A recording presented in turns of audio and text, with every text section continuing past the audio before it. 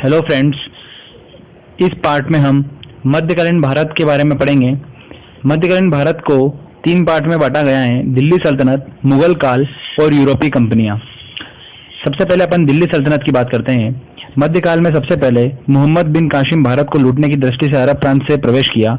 इसके बाद महमूद गजनवी और मोहम्मद गोरी ने भारत को लूटने का प्रयास किया। जब मोहम्मद गोरी ने लगभग उत्तर भारत पर अपना साम्राज्य स्थापित कर लिया, तब इसने यह शासन अपने गुलाम कुतुबुद्दीन ऐबक को सौंप दिया और इसी कुतुबुद्दीन ऐबक ने भारत देश में दिल्ली सल्तनत की स्थापना की थी। याद रखिएगा, कुतुबुद्दीन ऐबक ने भारत देश में दिल्ली सल्तनत की स्थापना की थी। दिल्ली सल्तनत के अंतर्गत 5 राजवंश आते हैं। ठीक है, 5 आते हैं। कौन कौन सी डायनेस्टी आती है? 5। ठीक है, 5 राजवंश आएंगे इसके अंदर। गुलाम वंश आएगा, खिलजी वंश, तुगलक वंश, सैयद वंश और लोधी वंश की बात होगी। ठीक है, गुलाम वंश जो होगा अपन सबसे पहले एक एक करके समझते हैं इन सबको। 5 राजवंश आते हैं: गुलाम वंश, खिलजी वंश, तुगलक वंश, सैयद वंश और लोधी वंश। ठीक है, पहला पार्ट लेते हैं गुलाम वंश। गुलाम वंश, ये गुलाम वंश जो था ये चल रहा था 1206 से लेकर 1290। ठीक है, 1206 से लेकर 1290 तक क्या चला था? गुलाम वंश चला था। इसी गुलाम वंश को इलबरी वंश भी बोलते हैं। इस वंश का संस्थापक कौन था? कुतुबुद्दीन ऐबक था। इसने लाहौर को अपनी राजधानी बनाया था। भारत देश में राजस्व प्रथा को मध्यकाल में इसी ने प्रारंभ किया और दिल्ली की कुतुब मीनार की नींव कुतुबुद्दीन ऐबक ने रखी थी। ध्यान रखिएगा, कुतुबुद्दीन ऐबक ने कुतुब मीनार की नींव रखी थी। इसका निर्माण कार्य इल्तुतमिश ने पूरा करवाया था। नींव किसने रखी थी? कुतुबुद्दीन ऐबक ने रखी थी और इसका निर्माण कार्य पूरा किसने कराया था? इल्तुतमिश ने कराया था। याद रखिएगा, इल्तुतमिश ने दिल्ली सल्तनत गुलाम वंश में, किस पर्टिकुलर सिर्फ गुलाम वंश की बात करते हैं, सबसे ज्यादा टैक्स वसूला था किसने? इल्तुतमिश ने। और इसी इल्तुतमिश ने अपने शासनकाल में तुर्क ए चलगाही और इकता प्रणाली को अपनाया था। ठीक है, और इन दोनों प्रणालियों का विनाश किसने करा था? बलबन ने करा था। बलबन पूरे गुलाम वंश का एक प्रतापी शासक था। इसने कई हिंदुओं को उच्च पदों पर आसीन किया था। पूरे गुलाम वंश की पहली मुस्लिम शासिका कौन थी? रजिया सुल्तान थी। आईएमपी क्वेश्चन है, यहीं से क्वेश्चन बनता है। पूरे गुलाम वंश की पहली मुस्लिम शासिका कौन थी? रजिया सुल्तान थी और इसने अपने शासन काल में केरा प्रणाली को अपनाया था, जिस कारण रजिया सुल्तान का व्यापक पैमाने पर विरोध किया गया था। और इस वंश का अंतिम शासक कौन हुआ था? शंभुद्दीन कैमर्स था। याद रखिएगा, शंभुद्दीन। दूसरे वंश की बात करते हैं, खिलजी वंश की बात करेंगे। 1290 से लेकर 1320 से तक क्या चला था? खिलजी वंश चला था। इस वंश का संस्थापक जलालुद्दीन फिरोज खिलजी था। इसके सेनापति अलाउद्दीन खिलजी ने अपने सुल्तान की हत्या करके खिलजी वंश का अगला शासक बन गया था। अलाउद्दीन खिलजी ने अपने शासनकाल में जमियत खान मस्जिद, सीरी का किला, हजारकंबा महल इत्यादि इमारतों का निर्माण कराया था और इसने भारत देश में गुप्तचर प्रणाली को अपनाया था। बाजार में घूमने वाले गुप्तचरों को बरीद किया जाता था, जबकि सामान्य गुप्तचरों को मुनिहाल कहा जाता था। अलाउद्दीन खिलजी ने अपने शासनकाल में मूल्य नियंत्रण प्रणाली को अपनाया था। याद रखिएगा, मूल्य नियंत्रण प्रणाली को अपनाया था और इसने पूरे दिल्ली सल्तनत में सबसे ज्यादा टैक्स वसूला था। पूरे दिल्ली सल्तनत की बात करते हैं, सबसे ज्यादा टैक्स किसने वसूला था?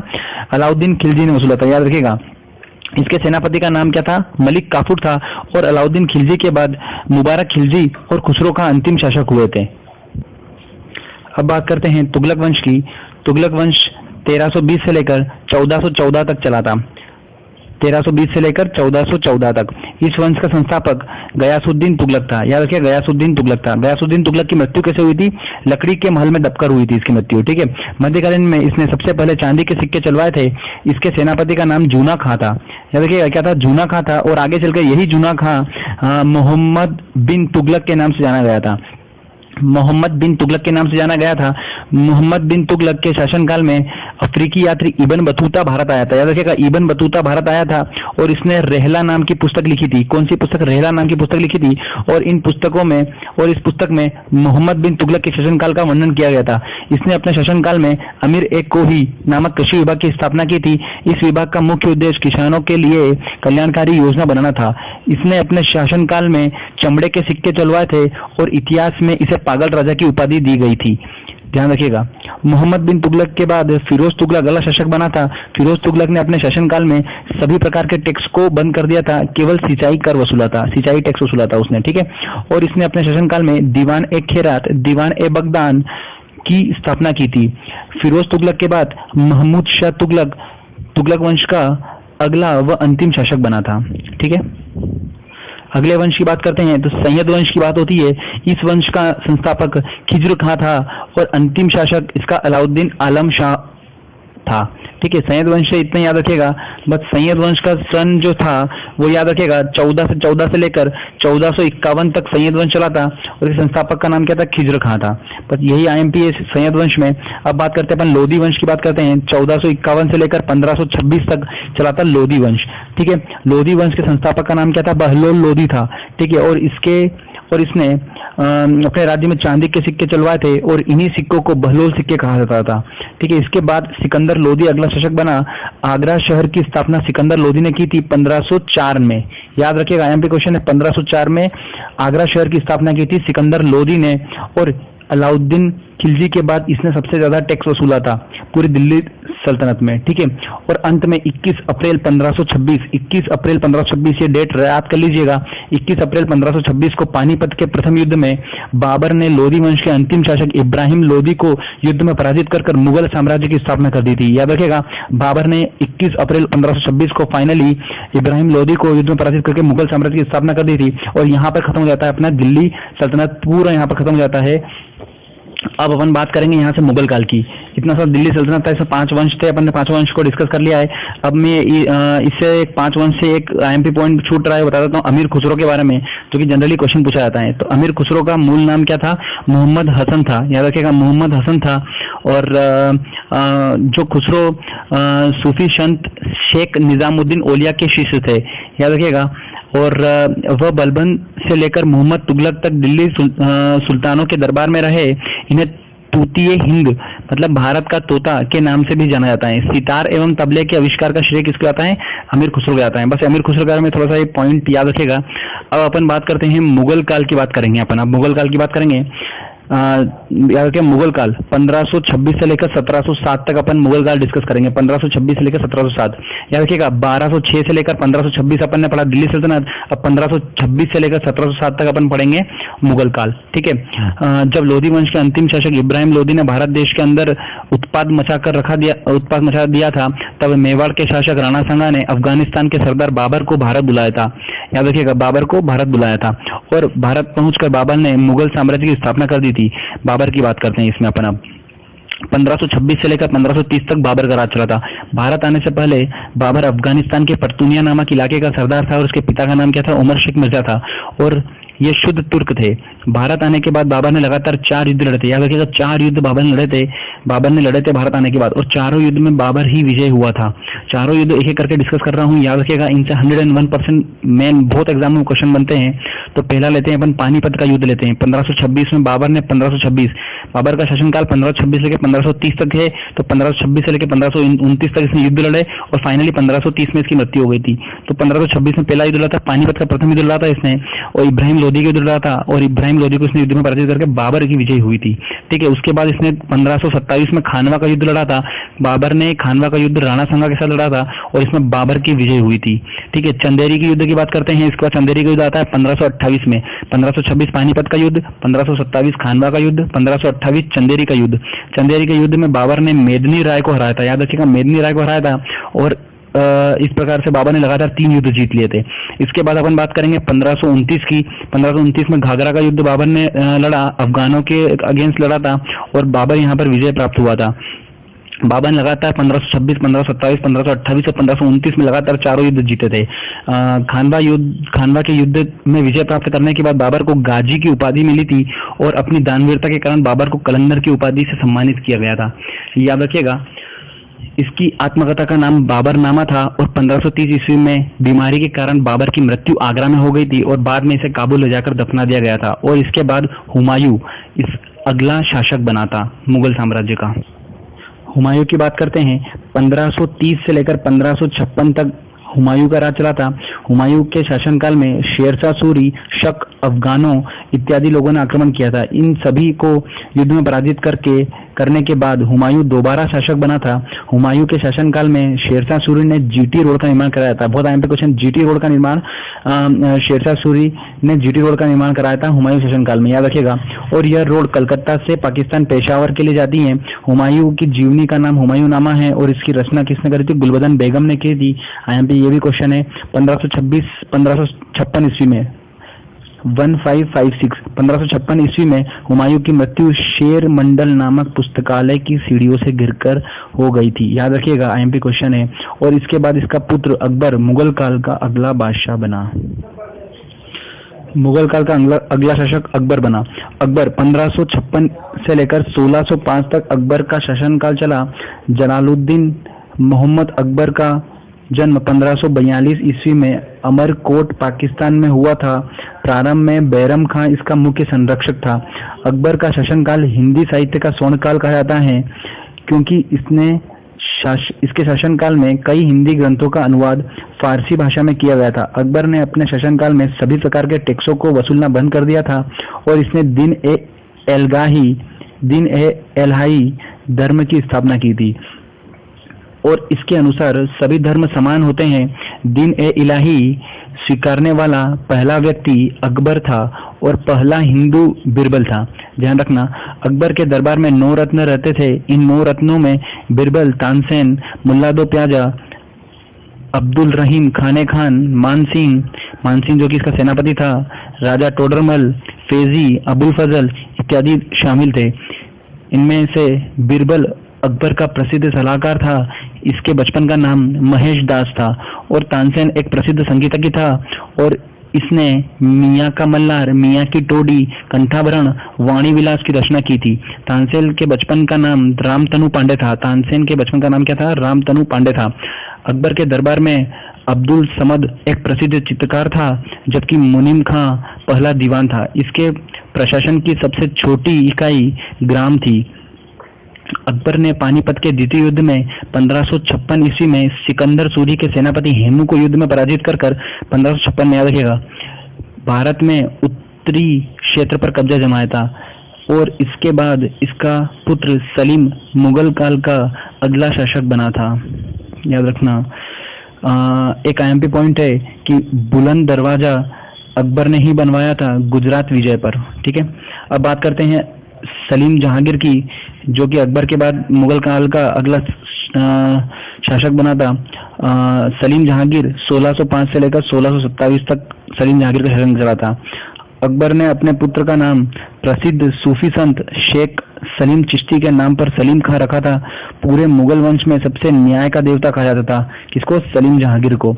1611 ईस्वी में इसने जलंधर के शासक को युद्ध में पराजित कर उत्तर पूर्वी क्षेत्र पर कब्जा जमा लिया था। किसने? सलीम जहांगीर ने। इसकी बेगम का नाम मेहरुनिसा था। क्या था? मेहरुनिसा था। और यह फारस के सुल्तान मिर्जा गयास बेग की पुत्री थी और इसे ही नूर जहां के नाम से जाना जाता था। जहांगीर का काल चित्रकारी का स्वर्ण काल कहा जाता है क्योंकि इसके शासनकाल में चित्रकारी अपनी चरम सीमा पर थी। जहांगीर के बाद इसका पुत्र खुर्रम मुगल वंश का अगला बादशाह बना था। खुर्रम, याद रखिएगा, खुर्रम को ही शाहजहां बोला जाता है। ठीक है, तो कंफ्यूज मत होना। खुर्रम जो कि अगला शासक बना था। शाहजहां जो है, शाहजहां का शासनकाल चला था 1627 ईस्वी से लेकर 1657 तक। किस चला था? शासन चला था शाहजहां का। शाहजहां का वास्तविक नाम खुर्रम था और इसका शासनकाल स्थापत्य कला का स्वर्णकाल कहा जाता है क्योंकि इसके शासनकाल में दिल्ली का लाल किला, दिल्ली की जामा मस्जिद, मयूर सिंहासन, आगरा का ताजमहल इत्यादि निर्माण कराया गया था। ताजमहल बनाने वाला मुख्य कलाकार उस्ताद अहमद लाहौरी था और मयूर सिंहासन बनाने वाला मुख्य कलाकार बादल खां था। इस मयूर सिंहासन पर सबसे पहली बार शाहजहां और अंतिम बार मोहम्मद शाह रंगीला बैठा था क्योंकि इसके शासनकाल में फारस का लुटेरा नादिर शाह ने मयूर सिंहासन को लूटकर ईरान फारस ले गया था। शाहजहां की बेगम का नाम अर्जुमन बानो बेगम था, याद रखिएगा, और मुमताज के नाम से इसी को जाना जाता है। शाहजहां के 7 संतानें थी और इन 7 संतानों में सबसे प्रिय संतान दारा शिकोह और औरंगजेब थे। उत्तराधिकारी के युद्ध में औरंगजेब ने अपने सगे भाई दारा शिकोह को युद्ध में पराजित करके मुगल वंश का अग्रिम शासक बन गया था। औरंगजेब की बात करेंगे 1657 से लेकर 1707 औरंगजेब का शासनकाल माना जाता है। औरंगजेब भारत देश को मुस्लिमों का देश बनना चाहता था। इसने कई हिंदू मंदिरों को तोड़वाया था। इसके द्वारा तोड़े गए मंदिरों में गुजरात का सोमनाथ मंदिर, काशी का विश्वनाथ मंदिर और मथुरा का केशव राम मंदिर प्रमुख रूप से शामिल थे। पूरे मुगल वंश में औरंगजेब ने सबसे ज्यादा टैक्स वसूला था। औरंगजेब के बाद बहादुर शाह, जहादर शाह, फर्रुख शियर, मोहम्मद शाह रंगीला, आलमगिरी, अकबर द्वितीय, शाह आलम, बहादुर शाह द्वितीय अगले मुगल काल के शासक हुए थे। मुगल वंश का अंतिम बादशाह बहादुर शाह जफर बहादुर शाह द्वितीय था, याद रखिएगा। औरंगजेब के गुरु का नाम मोहम्मद हकीम था, मोहम्मद हकीम। औरंगजेब को लोग जिंदा पीर कहकर बुलाते थे। मुगल सेना में सबसे ज्यादा हिंदू जो थे वो मतलब औरंगजेब के शासनकाल में ही थे। तो यहाँ पर मुगल काल पूरा खत्म होता है। अब अपन बात करेंगे यूरोपीय कंपनियों की। यूरोपीय कंपनियों की बात करेंगे। यूरोपीय कंपनी की बात करते हैं। जहांगीर के शासनकाल में 3 यूरोपीय यात्री William Hawkins, William Finch, sir Thomas Roe ने व्यापार करने की दृष्टि से भारत में प्रवेश किया था और व्यापार की अनुमति मिलने के बाद इन अंग्रेजों ने भारत में अपना व्यापार स्थापित किया। इसके बाद इन्होंने सबसे पहले बंगाल को जीतने का प्रयास किया। यहाँ पर 23 जून 1757 को अंग्रेज सेनापति रॉबर्ट क्लाइव के नेतृत्व में प्लासी का युद्ध, याद रखिएगा प्लासी का युद्ध कब लड़ा था? 23 जून 1757 को रॉबर्ट क्लाइव के नेतृत्व में लड़ा गया था और इस युद्ध में अंग्रेजों ने बंगाल के नवाब सिराजुद्दौला को पराजित करके लगभग बंगाल पर कब्जा कर लिया था। याद रखिएगा, आईएमपी पॉइंट है। प्लासी का युद्ध कब हुआ था? 1757 को हुआ था। रॉबर्ट क्लाइव और सिराजुद्दौला के बीच में अंग्रेजों ने विजय प्राप्त करी थी। इसके बाद 23 अक्टूबर 1764 ईस्वी में अंग्रेजों ने अपने सेनापति हेक्टर मुनरो के नेतृत्व में बक्सर का युद्ध लड़ा था और इस युद्ध में अंग्रेजों ने यहाँ के नवाब मीर कासिम को पराजित करके पूरे बंगाल राज्य पर कब्जा जमा लिया था। बंगाल जीतने के बाद अंग्रेजों ने मैसूर के सुल्तान हैदर अली और उसके पुत्र टीपू सुल्तान को युद्ध में पराजित कर पूरे मैसूर राज्य में कब्जा जमा लिया था और इसके बाद 1797 ईस्वी में इन अंग्रेजों ने मुगल वंश के शाह आलम को पराजित कर दिल्ली पर कब्जा जमा लिया था और बाकी बचे हुए छोटे छोटे राज्यों को इन अंग्रेजों ने फूट डालो और शासन करो नीति से ब्रिटिश साम्राज्य में मिला लिया। भारत पहुंचने वाला पहला अंग्रेज विलियम हॉकिंस था। कौन था? William Hawkins. पहला पुर्तगाली कौन था? Vasco da Gama. पहला फ्रांसीसी कौन था? Governor Dupleix. और पहला डच नागरिक कौन था? कार्नेलिस हडस्तमान। याद रखिए, कार्नेलिस हडस्तमान। अंग्रेजों ने पूर्वी तट पर प्रथम व्यापारिक कोठी कहाँ लगाई थी? मसूलीपट्टम में लगाई थी 1611 में।